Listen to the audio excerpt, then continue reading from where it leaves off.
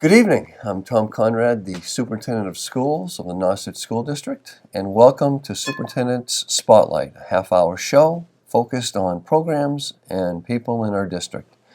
And tonight's guest has been on my show before, and she is going to follow up on our last conversation, and that being Dr. Ann Coretti. So, Dr. Coretti, great to have you here tonight. Thanks, Tom. Thanks for taking the time. Dr. Coretti has a number of responsibilities for us, and she is, in theory, in charge of all student services, and what a wide swath that opens up to. But she's been focused on a task force that we created around substance abuse, and I want to pick up our conversation that we had the last time on the show and see what progress we've made. So, Dr. Coretti, I know that this committee is tremendously dedicated, and although you had finished some of the work that you were asked to do, everyone volunteered to stay on this committee to go forward, didn't they? Yes, they did. It's a great committee. It's a great committee, sure. And so, what have you been up to, and what are some of the pieces of work that you have been involved with? Well, let me step back and let people know what the purpose of our task force that you asked us to address. So our charge as the task force was to develop, organize, and recommend programs, services, and partnerships to assist students, families, and parents with substance abuse issues. These initiatives should be coordinated with other efforts by any groups currently working on the same issue of substance abuse in our communities. So just that charge alone really developed into quite a dynamic task force. So all last year we met, and let me share with you the members because they were just instrumental and they were just fabulous.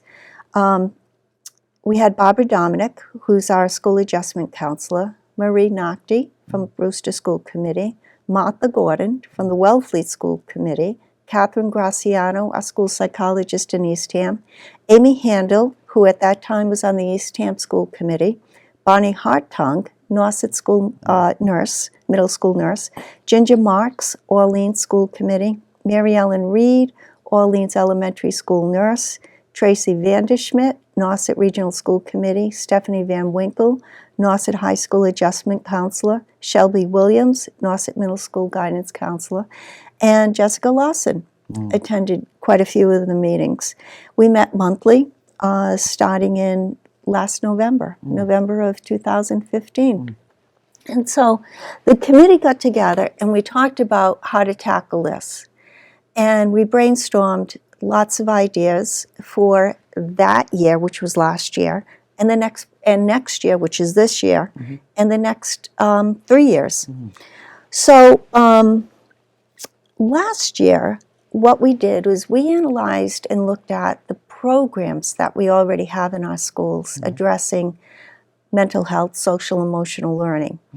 And what we discovered was that some schools had Common Choice, some schools had Responsive Classroom, some schools were doing Second Step. And the issue became with the committee, different languages, different approaches. Why don't we see if we can get one approach, one program that spans elementary to the high school, so we're all using the same language. And it made a lot of sense because we don't do that with reading, we don't do that with math. We don't have a math program, this is the math program, then another math program, then another math program. We try to use one program, but it doesn't mean you can't supplement other programs or approaches that may be helpful. So we made that determination. And so this year, and part of last year, we worked with the Barnstable County Health Initiative on substance abuse, and that's a Cape-wide effort. Right. And they shared with us some of the surveys that they've collected from different school systems. So this year is our year to implement a survey. So we haven't done that in a long time. In fact, we haven't done that since actually it's been several years since we lost our nurse, Sue O'Neill, who used to be the health teacher that went around to the different schools. So she did the youth risk survey. So they shared, Bonneville County shared some surveys with us, and I brought it to the task force, and we're looking at the middle school survey. So the issue for us is to look at the questions, see what the committee thinks of those questions, because many of the committee members are parents. They're invested in the school system, and with our adjustment counselors, and see what questions are appropriate. Is it getting at what we want to know? And do they need to be adjusted, tweaked a little bit? And then we collect all that information, and we'll share it with you and share it with the middle school principal. And then when we get to the point of actually implementing the survey, we want to post it online so parents can decide if they want to opt out, if they don't want their child to take the survey. For whatever reason, that's fine.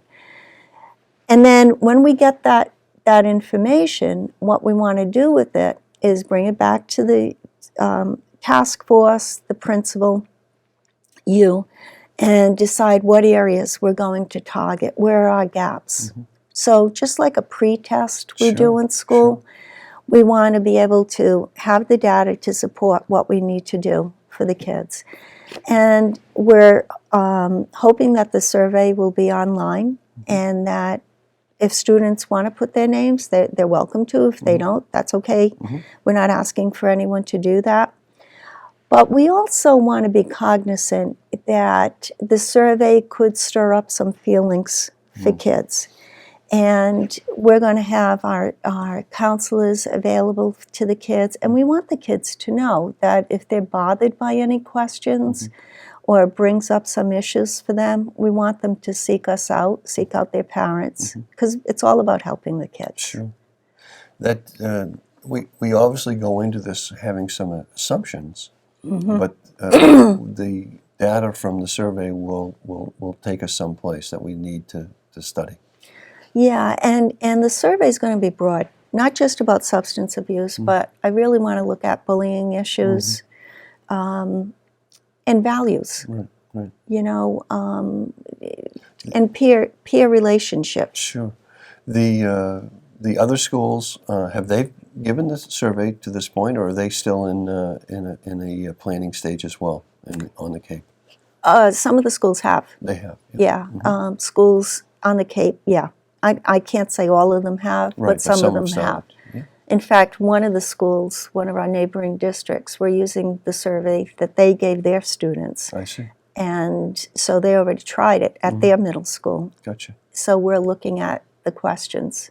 And so how soon will we be finished with the work and have a final product that we put online for parents to see? Probably between January and February. Gotcha. So to the parents that are watching the show of middle-aged students, they can anticipate that by the end of February, we will have posted the survey that we plan to administer to middle school students. And if they have concerns, they could address that through Maxine Minkoff, the principal.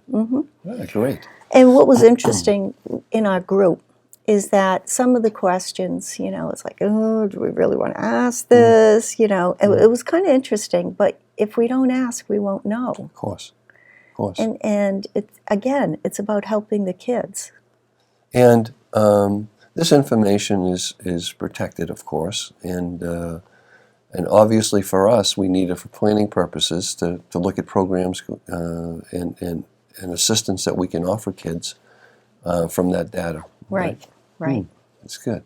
And then followed by that, we'll get to a high school survey. So we'll do a middle school survey first, and once we complete that process, we'll jump into the high school, or where are you at with that process? Well, the committee pretty much gave me their information on what they think of the survey, and we're going to review it at our next meeting, which is coming up Monday, Monday at 5 at central office. And then we'll finalize that, bring it to the principal and you, of course, and make some more if there are any other changes, and then put it out there. And then I already gave the committee a copy of a high school survey for them to take a look at and make comments.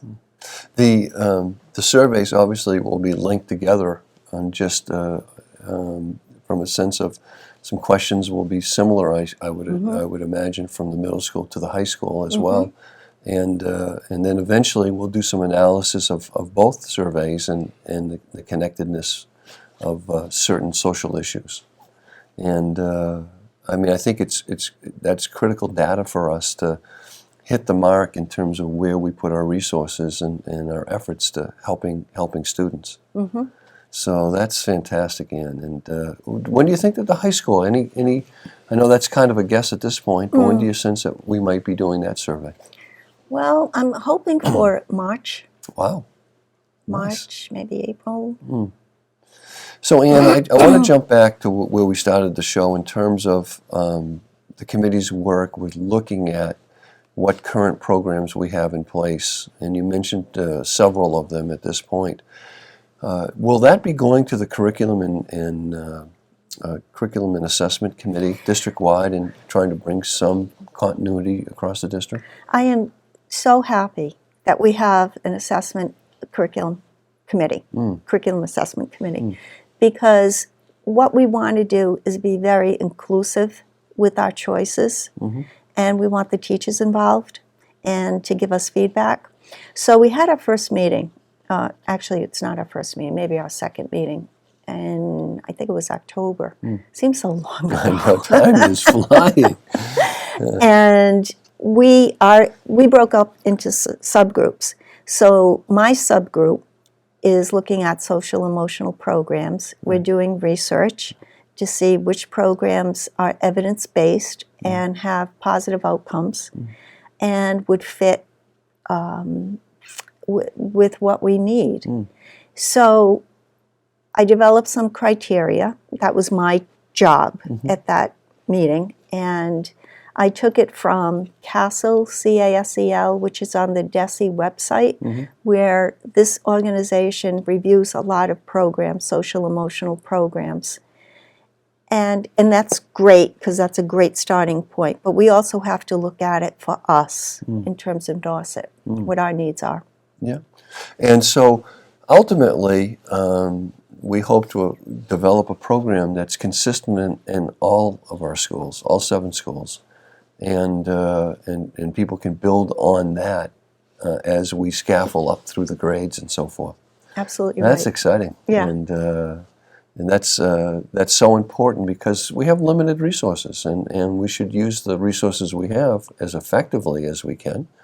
And because it's spotty at best in terms of where we're serving students with different programs.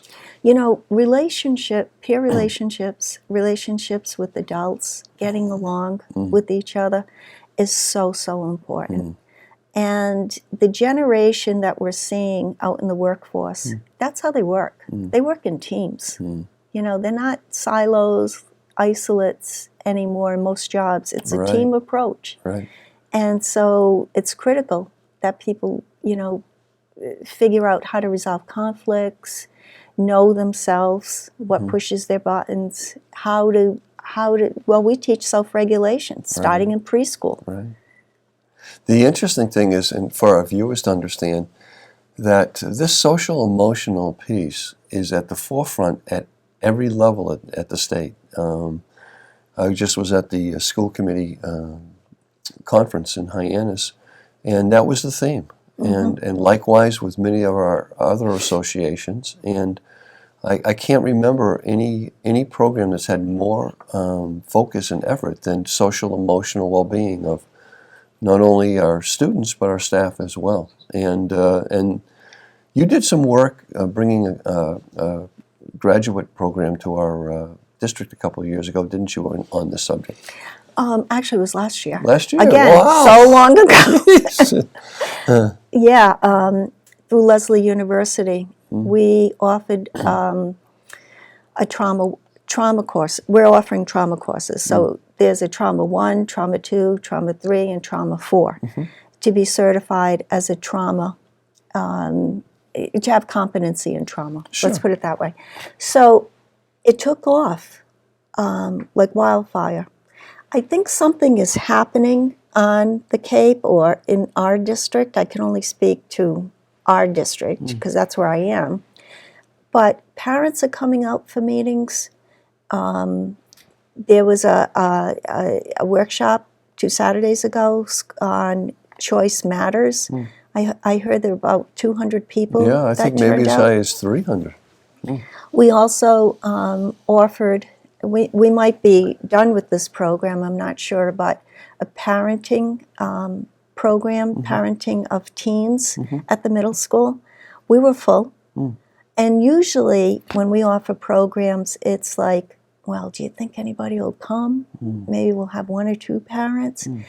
And so something is happening. I think parents are concerned, and I think the community is concerned, especially about, substance abuse, which doesn't only happen on Cape Cod, contrary to popular belief. But, I mean, we do have perhaps more than our share, but it's everywhere. Of course.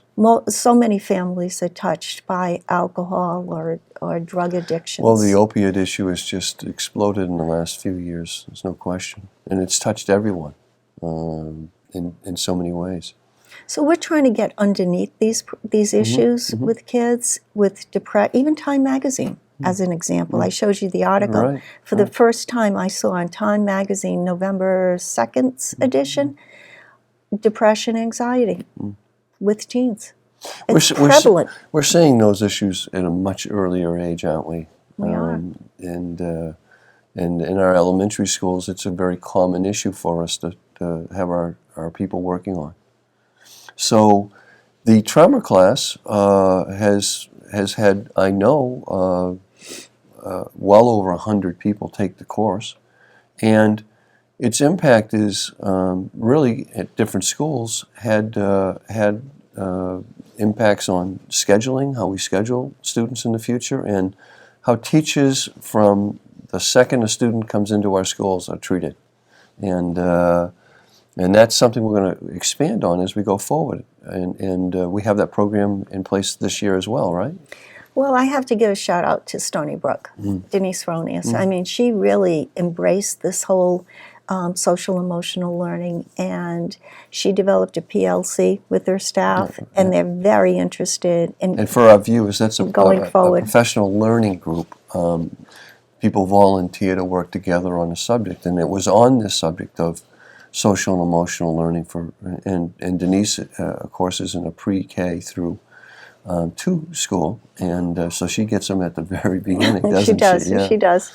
And she's doing a fabulous job there. But as the principal, she was our first principal to take the course, and she just jumped right in. So Joanna Hughes also took the course, and I expect our other principals will be taking it as well. That's great. So now we've talked about some initiatives with helping around the counseling end of this. And I know you've worked with Gosnold on a couple of things. Why don't you tell the viewers a little bit about your work on that? Well, with Gosnold, we have an agreement with the middle and the high school that if students would like to speak to a counselor, we have counselors that will be available depending upon student interest. And we have a late bus after school, so students can see someone to deal with an addiction issue. Yep. And they typically, ideally, would stay after school. After school. And see a trained counselor on the subject, and then have a means of getting home in terms of our after-school buses and things like that. Yeah, it's really a perfect scenario, because taking a student out of class, especially at the high school, what is that, 80-minute class? 85, 85. I mean, that's a lot of time. Yeah. I mean, not that you'd probably be in counseling for 85 minutes, but still, it's a chunk of time. And the same at the middle school. I mean, there's a lot of pressure on kids today with MCAS, with the academics, and a lot of pressure on the teachers. Sure. I mean, we're forced into that position because we have to be a level 1 school, level 2 school. Yeah, that anxiety and anxiousness is tough. The other piece of the Gosnold model is that we hope to eventually, because we know that transportation is a huge issue on the Lower Cape, and the ability of families to get to counseling at times can be very, very difficult. We've talked about how we could use our facilities as a meeting point for some counseling for families and things like that as well, haven't we? Yes, we have. It is a big problem, and we all know it. Yeah. And so I applaud your efforts in making our schools really open for the community as well, because the community actually owns them. I mean, they're the taxpayers. They pay for our operation and so forth, and if that helps get help to some people who can't get to it, why not, right? Right, absolutely. Yeah.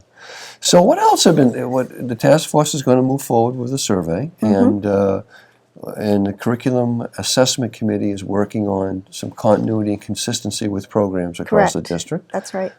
Any other initiatives that you're working on? Well, we surveyed preschool parents, and we want to be able to reach out to the preschool parents too, because for some parents it's their first time having a child, and when they get into the realm of the terrible twos, let's say, that carry over into 3 years, in 4 years, what do you do when a child has a tantrum in a store and everyone's watching you, right? So Cindy Horrigan is going to be doing some training for us. And Cindy is? Cindy is the director of the Children's Place in Eastham. Yeah, she's a great partner for us. And she also works with us with the sheriff's, the DA's office on truancy issues. Trying to help parents and support parents, not trying to get people in trouble. It's not about that. It's trying to identify barriers to those kids having trouble getting to school. And what can we do to help those kids? And Cindy's been working with us on the possibility of having a child care program at Eastham Elementary, first and foremost for some of our staff members who have babies and are back to work and so forth. And she's been a great resource for us. And they're actually going to come into Eastham Elementary next year and run that for us. And so we're excited to bring that new benefit for staff. The staff will have to pay for it, but they'll be just down the street or in some cases in the building with their children. So Cindy's been very, very helpful for those sort of initiatives. What else is hot in your world as we move forward? Well, I think we're probably going to run another parent-teen workshop because this was so successful. And I have to give some compliments here, kudos to Family Resources. I think they're located in Hyannis. They did a fabulous job with the workshop. I also have to thank the Holy Spirit Church because they gave us some money to help parents dealing with substance abuse and get some training through parent team, the workshop. And Ames Place, they've donated pizzas. Wow. And of course, for 6 weeks, that's a lot of donations. So I'm going to use some of the money from Holy Spirit Church to pay. Offset that? Yeah. So, and the pizzas are very good, by the way. And we also we also provided childcare with students from the high school. So it sounds to me like, and that's relatively new for us in terms of realizing the busy life of being a parent, and so having a quick bite to eat, and also some child care. It seems though that might have a small piece in how we've gone from struggling to get parents to any evening program to having a full house. Yeah. And so you're going to try and duplicate that. Yeah. Maybe the viewers might be interested, and hopefully some parents are watching this, in terms of what is the workshop trying to address? Well, the best way I could say it is contact Barbara Dominic at the middle school or Stephanie Van Winkle at the high school, because they really led the efforts on this initiative. Right. And we have a curriculum, and parents are free to give them a call at their schools, and they'll go over that information with them. So Barbara at the middle school, Dominic, and Stephanie Van Winkle at the high school. Just call those schools, and you'll get at the very least their voice message, and hopefully some information if interested. And what else are you up to? Always up to something, right? Well, I do a series on mental health awareness on cable, and so I have 2 guests booked, and one is Gosnell. They're coming back, and they're going to be talking about, with the holidays coming up, and with all the celebrations, and many times liquor is part of that. What do you do when you're at a family function or you're with friends and someone drinks too much, and you notice this pattern, and you want to say something, but it's not the right time, or when is the right time, and how do you help that person into treatment, and is that person ready? So we're going to talk about some things like that. I also want to talk about when you go into your son or daughter's room, what kind of things should you be aware of that might be in the room that you're not sure, but maybe there's some substance abuse going on. What do you look for? And then I have another guest coming on from Child Mobile Crisis Team, and they're going to talk about what they do in a crisis. And the purpose of these meetings these shows is really informational, giving people the information that they need in their community, because it's hard to know. Yeah, down here. I know that you've done a number of shows, and because I've watched some of your work on your shows, and you're right. It fits with the depth of the subjects that you're covering. You're reaching more and more people. Not one show is for everyone, right? But you never know when situations happen or things change in one's life, right? Right. And so the opportunity to put these out there, and the great news is Channel 22 is running these shows all the time, and people can access them now if they simply scroll down and want to click on a show of yours. So I think it does reach out to people, and I think it does help. And I think the critical piece is that people understand that life is just seems to be more complicated and more difficult and so fast. And with that, the anxiety and the stress and how do we deal with that? And that's obviously how we started the show, is really what we're seeing in our schools. And the pressures on our parents as well. So, and it's a huge responsibility, and covering all the student services, but you're doing a fantastic job.